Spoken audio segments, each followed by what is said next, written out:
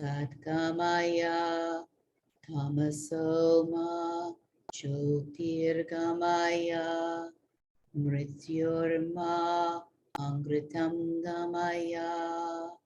Om Shanti Shanti Shanti.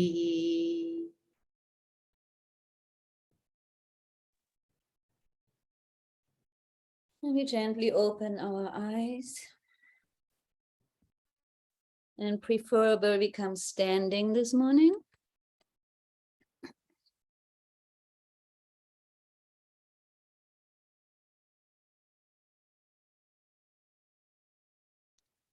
We have slight pigeon toes, very slight, and soft knees.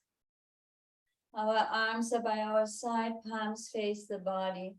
On the inhalation, bend your knees, bring your shoulders forward, straighten your knees, bring your shoulders up to your ears. Exhale and bounce softly down. Inhale up, exhale, open mouth. Inhale, exhale. Have the exhalation come from deep down, especially, around your belly button.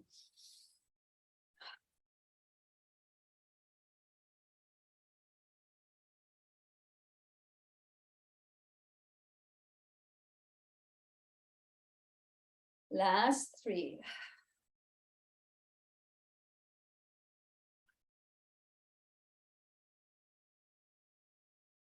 Good. Now bring your left arm up. Come, lift the right here, so you're on your right toes, left foot is on the floor. You reach up through your left arm as high as you can. You feel the opening on your left side. And then exhale, switch arms and feet. Inhale, exhale, inhale, exhale. Spread your fingers wide. All breath now through the nose. Activate the nerve endings in your toes. Reach through your fingers so you stimulate the meridians. Everything gets a work, especially your hips, because later on we will sit. We sit a lot, and our hips always need a good workout so that they stay fluid. Really bring the hips to the side as much as you can. It's a movement that we really do. We go straight forward, but really bring our hips to the side. If you watch Indian dance, they do this actually a lot.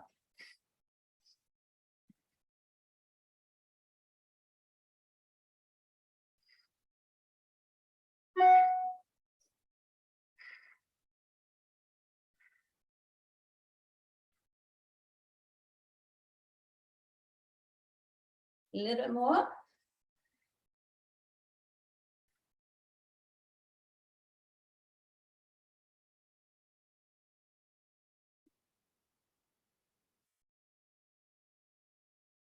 Good, last one. Inhale, have the back of your hands touch. Exhale, sweep through your auric field. Have the palms touch, fingertips pointing down. Then the palms come up. You reach with your fingertips to the heavens, back of your hands touch, exhale down. Palms touch, fingertips pointing down, fingertips come up, reach up to the heavens. Back of your hands touch, exhale, sweep through the auric field.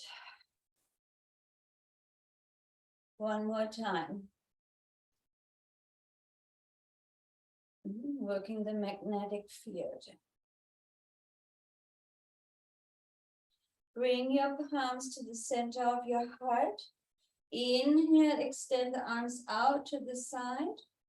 Exhale, hands come back into prayer pose. Really stretch and open your chest. And exhale. Keep going. Our projection, our singing, our speech should come from the third energy center. So I want to open this up a little bit.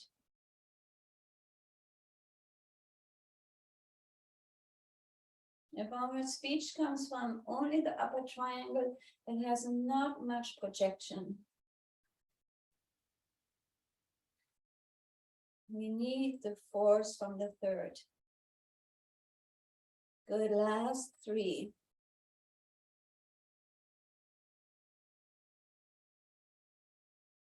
Take your time. Stretch into your being this morning.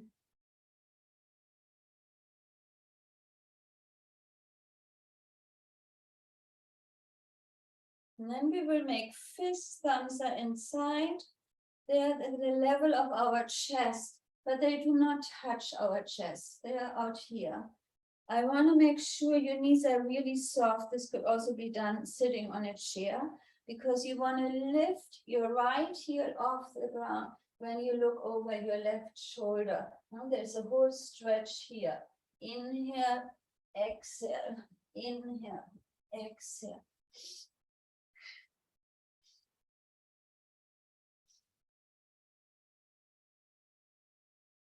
This will get oxygenated blood to your brain. It will stimulate all the digestive organs. It's a beautiful movement to get our circulation going.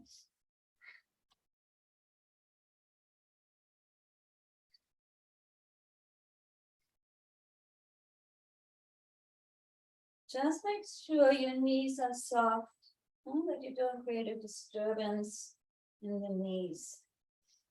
Look over the shoulder. So if you want to wring out your midsection.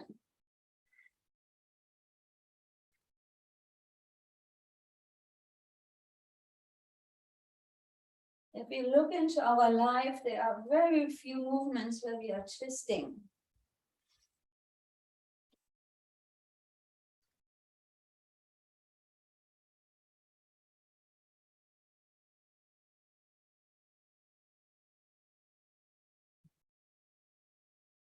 Good.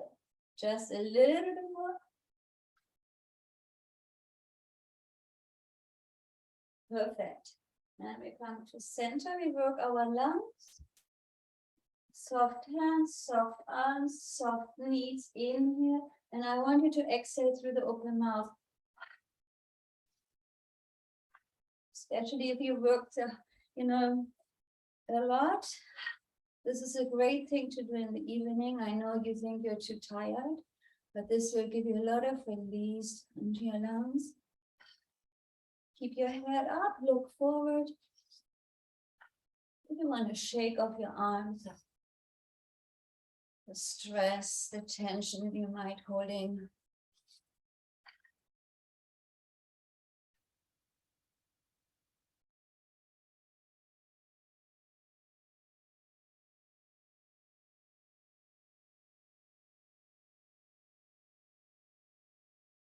Last 10.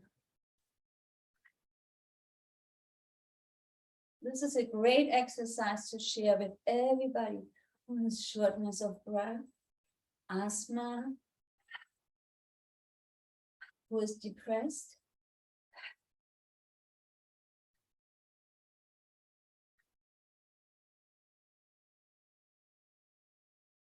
I think we are coming to 10. I forgot to count. Good. So let's not forget our elimination. So we bring our hands below our belly button. We cup our hands. They're not flat, they are cupped. And we just, here too, have soft knees. We swing our arms forward. We just hit below our belly button. Because you want to truly let go of that which is, like Nirmala said this morning, not serving us anymore, which we used. So we stimulate our ascending, descending colon, our large intestine.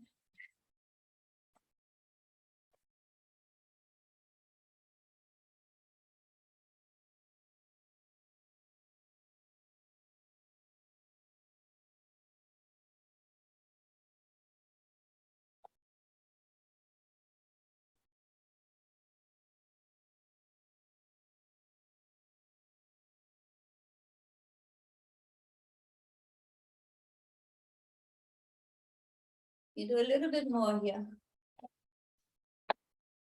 If you suffer from constipation, you will do up to 1,000 of these taps. It sounds just overwhelming, but it's really fast and you don't have to do this in one time. You can do 200 here, 200. It just takes a few minutes actually. As maintenance, it's always suggested like 100 taps a day. They fly by if you do it. You can put on some nice music and just tap. So we do 30 more seconds.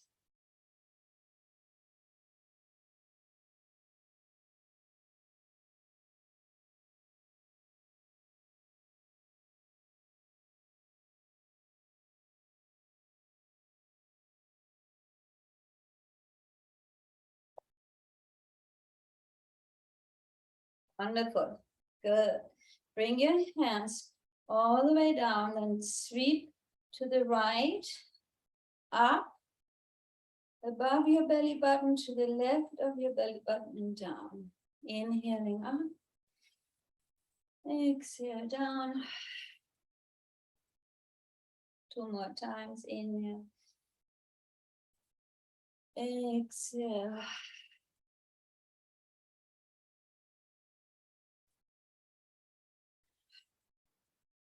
And we just sweep up and down from the solar plexus down. Really being loving with our tummy. Resting our hands below the belly button, having our hands on the triangle, tip of thumbs and index fingers touch. Close your eyes, breathe into your hands. And imagine breathing out of your spine.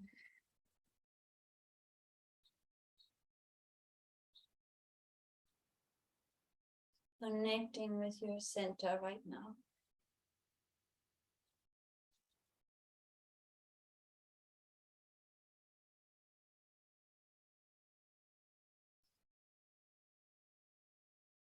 Beautiful. Good, my dears. We are ready for Nirmala.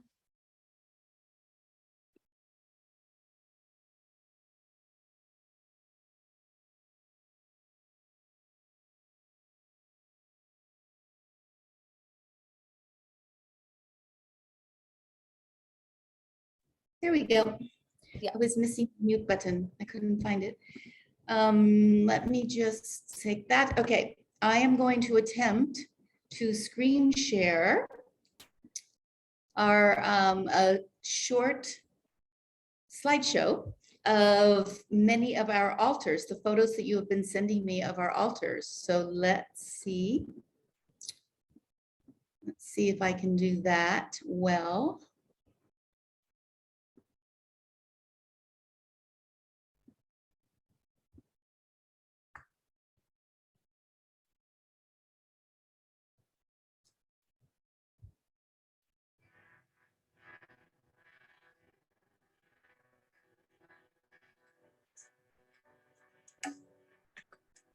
What is this life flowing through my veins? Can it be other than divine? What is this life flowing through my veins? Can it be other than divine? In my light, in my love, in my joy, I am one with the infinite Om. In my light, in my love, in my joy, I am one with the infinite Om. What is this life flowing through my veins? Can it be other than divine? What is this life flowing through my veins? Can it be other than divine? In my light, in my love, in my joy, I am one with the infinite Om. In my light, in my love, in my joy, I am one with the infinite Om. What is this energy flowing through my form? Can it be other than divine? What is this energy flowing through my form? Can it be other than divine? In my light, in my love, in my joy, I am one with the infinite. Oh, in my light, in my love, in my joy, I am one with the infinite. Oh, what is this energy flowing through my form? Can it be other than divine? What is this energy flowing through my form? Can it be other than divine? In my light, in my love, in my joy, I am one with the infinite. Oh, in my light, in my love, in my joy, I am one with the infinite. Oh, what is this consciousness flowing through my brain? Can it be other than divine? What is this consciousness flowing through my brain? Can it be other than divine? In my light, in my love, in my joy, I am one with the infinite. Oh, in my light, in my love, in my joy, I am one with the infinite. Oh, what is this consciousness flowing through my brain? Can it be? So beautiful. All of those different, I just wanted to go through it slowly because I wanted to see the different, there's so many different items on each person's altar. So if I didn't include yours and you have some, send them. We will keep adding to our slideshow, because I think when I think about, let me just get this over here. When I think about the two things that are most in my life that have been most impressionable in my spiritual journey, there are so many things, but the two things that have really moved me from one place to another when I was stuck is an altars, just the commitment and the process of putting an altar together. And the second is mantrams, chanting. And I want to talk a little bit today about mantrams because it's such a simple way to include something that is not religious necessarily. You can make it so if you wish, but it is an energetic process, a technique that we've taken up. We're using it as a group. We have our group mantra, which we'll be chanting today. It can be used communally or individually. So I just want to talk a little bit about it because it has the capacity to do the benefits of chanting and using a mantra it's really astounding. So I want to talk a bit about that. Mir Baba, one of a Persian Indian spiritual master, said that a mind that is fast is sick, a mind that is slow is sound, and a mind that is still is divine. And for us to slow down our minds, having a chant is one of the easiest ways for us to harness crazy mind. It's very difficult to sit on a cushion and to sit peacefully when your mind is just flying all over. But chanting and chanting mantrams specifically, but any kind of chanting and singing takes you down another path. That's why kirtan is so valuable to us, because it involves all of us and takes us down a path that keeps our mind disengaged and our heart space engaged. Restless minds equal restless bodies. You can't sit still when you have a restless mind. Angry minds equal heightened emotions. When we have a mental disturbance and we're angry about something, everything is annoying to us. Preoccupied minds equal a distraction in whatever we're doing. If you're trying to focus on something and you have a preoccupied mind on another issue in your life, we know it's very difficult to pull ourselves into that which we want to focus on because the mind is just running in its own place. A still mind is a spacious living. We've talked a lot about spaciousness. How do we have spaciousness in our life? A still mind leads to a spaciousness in our life and in our lifestyle. So I am hopeful that we can share a little bit more about the benefits and the strategies for including chanting in our lives. I'd be curious if you want to write in the chat section if you are already incorporating a mantra or some version of chanting as a somewhat regular practice. Maybe it's not every day, but somewhat regular practice. I'm curious about that. You can just type it in if you are. The word mantra is a Sanskrit word, and mantram, which is adding an M at the end, is actually Pali. Pali was the language of Buddha's era. So many of the old, very old manuscripts and texts and ancient writings that we have from Buddha's time frame will be in Pali. So in Pali, you'll hear mantram, but in Sanskrit, it's mantra, the same thing. It's a sacred utterance. We know that from the work that we've done with Lydia and from the other audible chants and audible practices that we've spoken to, that sound has a vibration. We know that. And when the vibration is in alignment with the vibration of the cosmos and the universe and divinity, we have a different experience of life. So we're trying to attune our system so that it walks hand in hand with the divine language that is a sacred language that's happening all around us.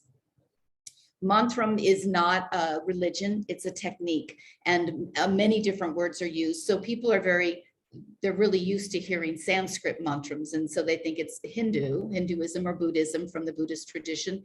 But there are many mantrams. People are chanting mantrams in many different languages and many different dialects. It doesn't have to be Hindu or Buddhist or Jain to make it, or there are some Jewish mantrams that are used that are really beautiful. It does not have to be associated with a tradition.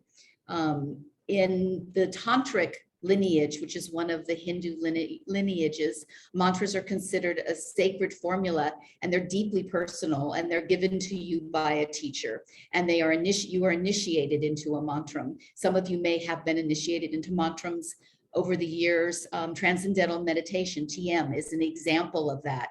You are actually initiated into a specific mantram that you were then told never to tell anyone what it is. But I have a friend who's a TM teacher, and he said that, it's based on your birth date. So many people will have the same mantram that you have. It has to do with the timeline and what's happening in the stars. But I still wouldn't tell anyone what mine was. I don't use that any longer, but it's similar. Chanting mantrams is similar to chanting intentions. We've talked before about utilizing intentions to keep our mind focused on changing habits and patterns, using it as a tool for awareness of abundance, gratitude, specific personal goals. Using intentions in that way can be very helpful. Even single words can be very helpful, but it's not the same as using a mantram, because mantrams are living symbols of divinity. So the way that they're constructed, even if you're doing one that's in Hebrew, or you're doing one that's a Christian, they're using the name of the divine to be able to activate the mantram. So we're trying to connect with the divine and the divinity that's in and around us. So it isn't a mindset of, I want to do something better. It's about connecting to divinity. And we've talked a lot about that in however you want to organize your life around what your belief system is, that we have divinity in us and around us, and we want to be in connection with that. The more we are in alignment, the more the sacred tools come through us, the sacred initiations come through us, the sacred revelations come through us, the sacred knowledge and wisdom flows if we're in alignment with the divine. And that can be through any wisdom teaching that resonates for you. I don't think there's anyone on this call that would say that they don't believe that there's some divine, whether it's a divine creation, a creator, or it's a divine orchestration of the way the universe is put together. However you would articulate it, there is some divinity and some perfection in the way that life has been constructed in and around us. Mahatma Gandhi said that the mantram becomes one staff of life, and that he used, as many Indians do, use mantrams throughout the day, not as just a sitting practice. And I'm going to chat a little bit about that. But some of the benefits of chanting a mantram: decreases anxiety related to life, public speaking, relationships, communication, work. Anywhere that you're carrying anxiety, this is a proven way to decrease anxiety. It connects us with the more subtle aspects of ourselves. So our aim is to become more subtle and to relate to that which is around us in a more subtle way. and the practices that we want to do, pranayama, sitting in meditation, many of the movements that hatha yoga movements and kundalini yoga movements are meant for us to start being in touch with our subtlety, the subtlety of our body, mind, spirit. And mantrams are a very nice way to do that. It lowers blood pressure. Mantrams are used, they're even starting to use them the way yoga has now become quite popular in clinics, where you'll see a well-being clinic as part of a hospital where they're actually introducing mantrams and yoga and all these Eastern practices and disciplines that used to be held out as kind of woo-woo are now, because so many scientific studies have been done around them, there's an understanding of the benefits, the health benefits and the wellness benefits of them. It supports access to our deeper resources. So we, as we've talked before, we're trying to make contact with the deeper sense of source that we have in ourselves that allows us to bring forth wisdom and knowledge and intuitiveness, so that we can live our life more through our heart space instead of living it through our mind space. So we activate our mind when a piece of information or data is really important for us to integrate into something. But so much of the time, we are wanting to live out of a space that's more intuitive and a flow, more watery, more juicy than it is concrete. Thought is concrete. Thought generally leads us to a conclusion, and then we support that conclusion with other thoughts. And we're trying to work a little bit looser in the way that we're interacting as we are aging and as we are carrying wisdom into the world, that we want to be in that space of access, and mantrams are known to do that. They can also return us to our natural state of peacefulness, equanimity, calm. We are naturally wanting to be, that's the resonant frequency that our system wants. It's only when the outside world or when our mental turmoil gets involved that we stop being able to remember that we have a peacefulness and an equanimity that is our natural state. We want to return to that. It's a dynamic transformational discipline that can work with you 24/7. So I want to talk about how that can happen. So there are many different philosophies around mantrams. One of them is that you have to do it exactly 108 times in a day, and you have to do it sitting down on a cushion, and you have to do it with your, no other distractions and no anything else going on, and you should do it silent or you should do it loud. There are all these restrictions and all of these must do. What I really love about some of the teachings that come out of India around mantrams that are a little less stringent is that they talk about incorporating mantras into the little tiny spaces in our life all day long, so that it starts to be, like St. Paul said in the Bible, unceasing prayer.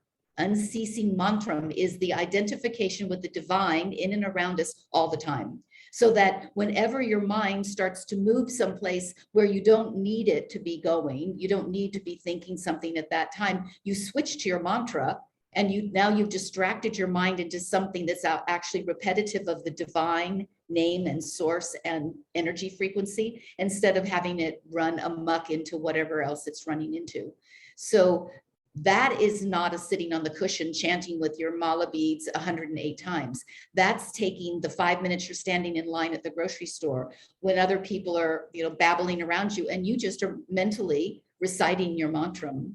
Or it's the time when you're waiting for a doctor's appointment, you're a little bit anxious maybe, or you're with somebody else who's a little bit anxious, and you're repeating it just to work on your own anxiety for that 5 minutes, 10 minutes, 15 minutes, whatever. It doesn't have to be a 45-minute practice, but over the day, as we start to train ourselves to bring us back into that repetitive sound of that mantram, we are actually bringing in a lot of time. It may not be continuous just sitting on the cushion.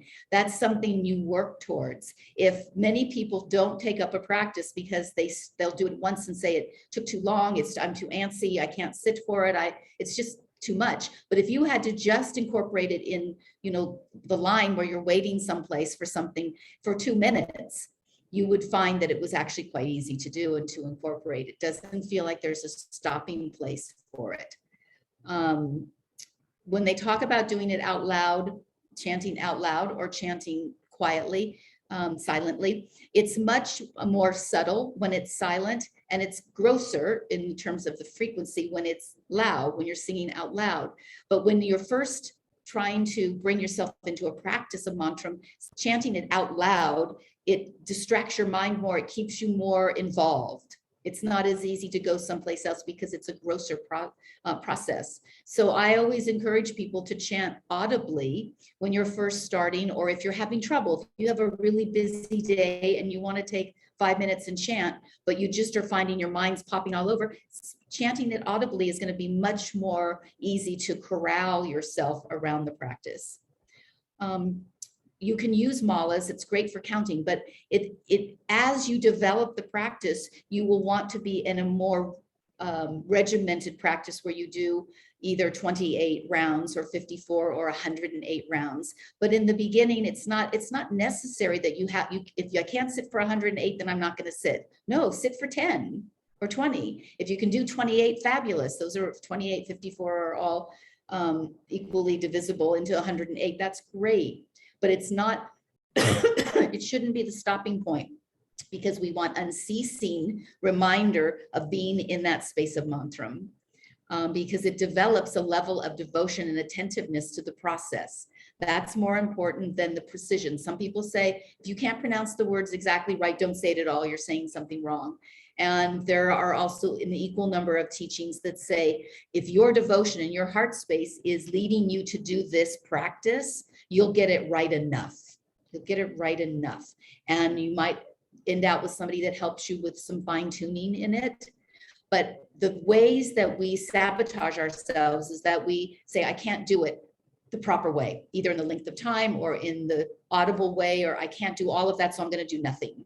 And I'm just saying, it's like building an altar. If all you can do is set a flower on your altar and a photo of one thing that's important in your life, that's great. It's a start. That everything doesn't have to have this fullness of completion in order for us to step into it. And that just gives us an excuse not to step in. And what we want to keep doing is to step into the process, and then we see how it resonates for us and how we can deepen and develop it. We call them the little weights in line, or the places, little weights in life, are the places where you can take time to be doing this during the day. 5 minutes waiting in line, 2 to 3 minutes when you're in a task. Maybe you're on your computer for an hour and you just need to kind of get up and regroup. Get up and walk. Walking and doing mantram is fabulous, because your rhythm supports the mantram and the chanting. There's something that like a symbiotic relationship that happens. So that's a beautiful way to do it. If you're bored, rather than turning on the TV or turning on another YouTube or whatever, sit down and just chant for 10 minutes. Just take a certain amount of time and give yourself that distraction. We're so easily distracted on social media and devices. Let's distract ourselves with a recitation of the energy and the connection to the divine. Great thing for elderly. If you have some elderly in your life, a short mantram is a really wonderful way for them to re-engage themselves and to move out of their own boredom or their own repetitive mind. Really good with kids. If you have children that are, or grandchildren that are having trouble getting to sleep, chanting out loud the mantram to them, and if they want to chant along, but even just chanting it, singing it in their room with them. If they're going to the doctor or they're doing something that's anxiety producing for them, just chanting it, low grade chanting, or you can play with them and have them chant with you. Headaches, really great for headaches, great for when you're sick. It distracts our mind from the symptoms and gives us a sense of healing and wholeness, where we need to gather it from the other places in our body that are okay, so we can take care of where we need the help. It's exquisite in the mornings between the sun rising, just before the sunrise, fabulous time to be chanting. If you happen to wake up in the middle of the night, great for sleeplessness. Get yourself back together with your mantram. So we want to chant our mantram. So just one thing about our community mantram, Siddhi and I chose Om Mani Padme Om because it's really a great personal and communal chant. It works really well for both. It literally means the jewel is in the lotus. And for those of you who know about the lotus plant, you know that lotus plants are able to grow in muck and mud and very little sustenance in terms of having nice soil and amendments and whatnot. It grows out of nothingness. And the way that this was written, this Buddhist mantra, is to have us recall that the lotus flowers thrive in this and they require very little to sustain themselves, as do we. So that by repeating this mantra, we're cleaning the muck out, and we understand that we can flourish in very little. And that's part of our receiving life in whatever form it comes. So this mantra is a really nice one to be using. If you don't have one, it's not too long. It's easily done. Even if you're going to do 108, which we're going to do right now, takes us only 6 minutes. It's fabulous. But what if you only did 54? You only had 3 minutes and you did 54 cycles of it. Or you only did 28 cycles of it. You did 1.5 minutes and you did 28 cycles. So this is on our Fragrance of Joy Spotify list, the one that we're using. I'll also put it again in the weekly email so you can access this specific one, because this is the timing of this one is quite nice. So this week, please incorporate this mantra into your day in little fits and spurts. If you can't just sit and do 108 at one time, bring it in for the small spaces, because it will make a difference in that way. Don't miss out on altars and mantras in this lifetime. They're gifts for us to use. I take my mantra on a walk. I have a long mantra and I decided every day I walk my mantra. So, and it feels like I'm really connecting to the universe when I'm out there walking the hills, overlooking the ocean. It's just such a beautiful way to connect with nature around you. That said, Mary, you're looking as if, Mary has a background and you look like as if you are with us from the universe. It's amazing. I love that. She is. Okay, that's it. Yeah, and then my TM mantra, just for you to know, in the morning when I'm in bed, I inhale my TM mantra 1 time and I exhale it for 3. Yeah, so I'm still incorporating it because I like it, but I just found different ways how to do it. And I think that's the flexibility Nirmala was speaking about. Find ways that work for you. Bring your hands into Gyan Mudra. Tip of your thumb touches tip of index finger. Rest your hands on your thighs or your knees. Om Mani Padme. Mani Padme Hum, Mani Padme Hum, Om Mani Padme Hum, Om Mani Padme Hum, Om Mani Padme Hum, Mani Padme Hum, Om Mani Padme Hum, Om Mani Padme Hum, Om Mani Padme Hum, Mani Padme Hum, Om Mani Padme Hum, Om Mani Padme Hum, Om Mani Padme Hum, Mani Padme Hum, Om Mani Padme Hum, Om Mani Padme Hum, Om Mani Padme Hum, Mani Padme Hum, Om Mani Padme Hum, Om Mani Padme Hum, Om Mani Padme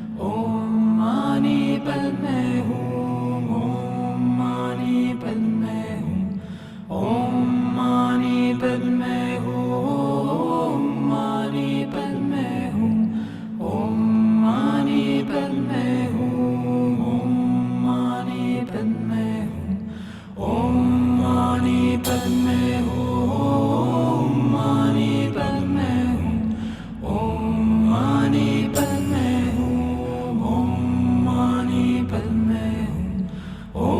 Mani Padme Hum, Mani Padme Hum, Om Mani Padme Hum, Om Mani Padme Hum, Om Mani Padme Hum, Mani Padme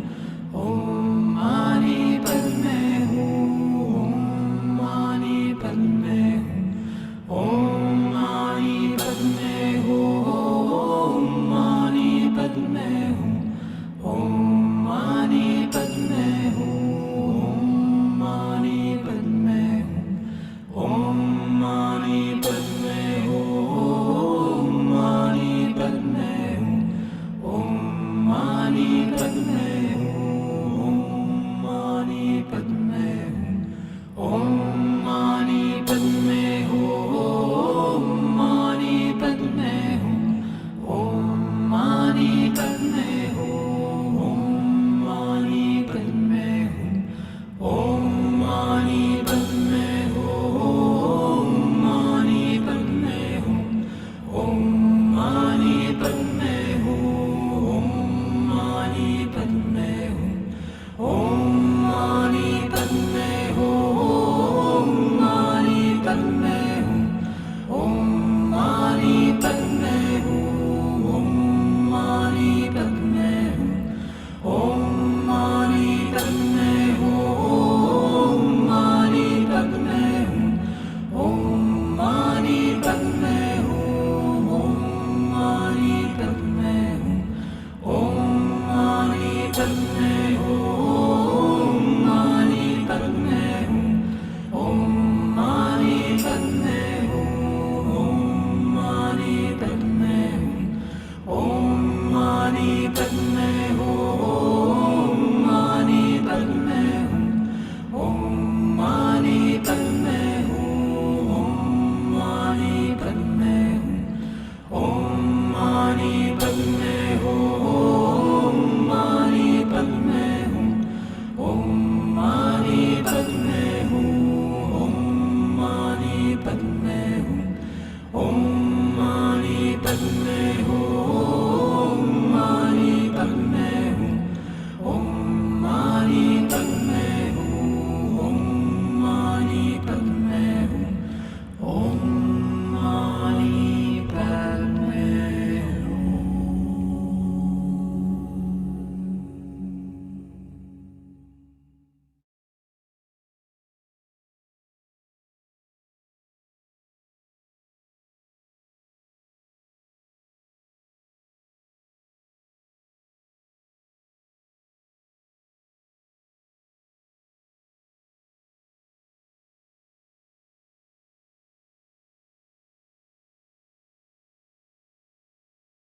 We are bringing our hands into prayer pose,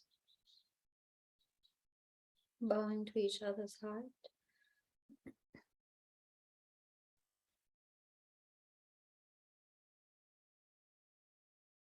Inhale.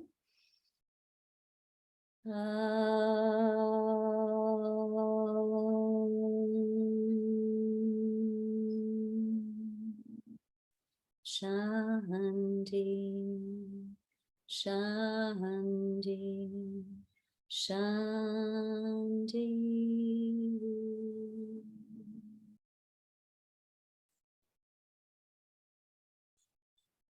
Keep chanting. Have a beautiful Chant rest of all, chant, chant, chant, every opportunity, unceasing chanting. Thank you.